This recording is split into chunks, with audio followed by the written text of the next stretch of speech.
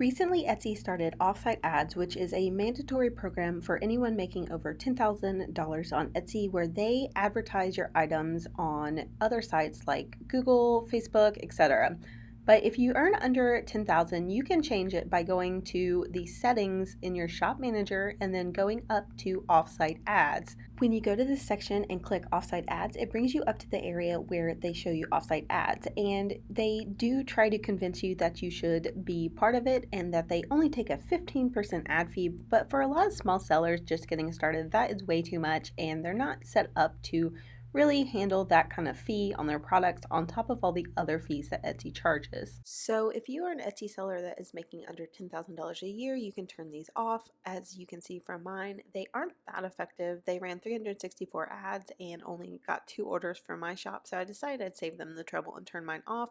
So you go to settings and then offsite ads and you click the link that says stop promoting my products. A pop-up will come up because they of course want to talk you out of it. The pop-up will ask you if you're sure that you want to stop promoting products, and it'll just give you some information about how you might lose sales and if you want to get all of the benefits without any of the risk, blah blah blah.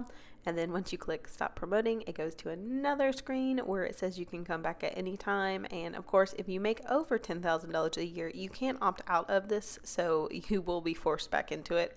But you just click the little button that says stop promoting my products, and then you will be removed from offsite ads. However, it takes a few days to remove all of the ads that already have your products out there, so if you do make an order in that time, they will still apply the 15% fee. And then when you click that through, you will go to a page that says don't miss out on your traffic from offsite ads. It'll tell you when you left, and then it will encourage you to, of course, start back and tell you all of the benefits about driving new buyers to your shop.